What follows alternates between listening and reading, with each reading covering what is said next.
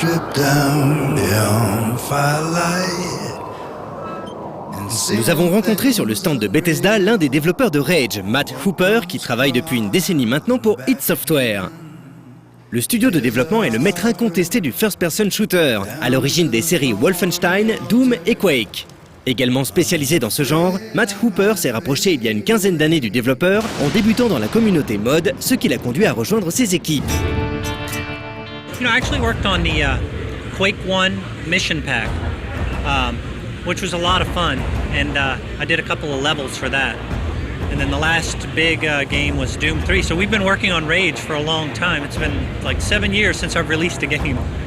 7 ans, c'est long en effet, mais pas tant que ça lorsque l'on prend en considération que le studio développe des jeux certes, mais aussi des moteurs. Rage met ainsi à profit une toute nouvelle technologie, les Tech 5, destinés à concurrencer les moteurs d'Epic, le Unreal Engine, mais aussi ceux de Codemasters, Lego Engine, de DICE, le Frostbite 2.0 et le Crytek, le CryEngine. I think, that's one of the most exciting things about Rage is that we get a new IP, brand new, fiction. We can do a lot of things with that, but then we're married it to a brand new technology, id Tech 5. So it's really the beauty of Rage is the marriage of those two things. id Tech 5 allows us to do all sorts of things. We can have these wide, expansive worlds, uniquely textured, and then we try to match it on the gameplay side, but we're not tethered to these, to Doom and Quake. We didn't have that many new opportunities because those are existing franchises. With Rage, we're doing crazy things that we've never done before in games. D'un point de vue technique, le jeu est en effet réellement impressionnant, même si l'utilisation des fameuses mégatextures, aussi belles et détaillées soient-elles, limite énormément la possibilité de détruire les éléments du décor qui sont en quelque sorte posés en dur. L'univers du jeu a aussi fait l'objet du plus grand soin, comme nous l'explique Matt Hooper.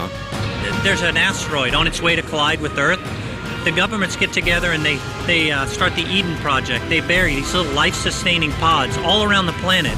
The idea is that once the dust has settled from the impact, these things burrow up. People come out and they rebuild society.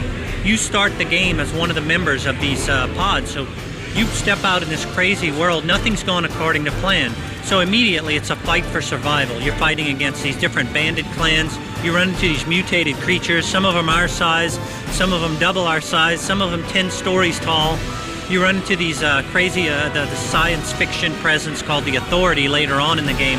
And it's the beauty of the story is how it unfolds for you as a player. You learn about new things around every corner. Malgré son univers apocalyptique tout neuf et sa technologie de pointe, Rage surprend d'emblée par son gameplay old school, renvoyant directement à Doom par exemple. Pas question ici de se planquer derrière les éléments du décor pour recouvrer sa santé. La jouabilité est à l'ancienne, sans artifice, brute de pomme en quelque sorte. On a réellement l'impression de prendre en main un vieux FPS. I think, we've gotten a lot of comments with Rage about this old school feel and it just feels like an end game, and I think that's just the spirit of the people that make it. We like certain, feel, that fundamental feedback. I think those things are in there, so it's not a conscious decision. It's more just something that's in us that just comes out in the product. But we maintained 60 frames a second on all of the platforms. We set that as a goal, and we expect to reach that when we release this fall. En plus de proposer des phases de FPS classiques, Rage intègre aussi des séquences de jeu à bord de véhicules. Il a donc été nécessaire pour le studio de calibrer deux gameplays fondamentalement différents, un peu à la manière de la série Halo, qui s'en était d'ailleurs très bien sortie.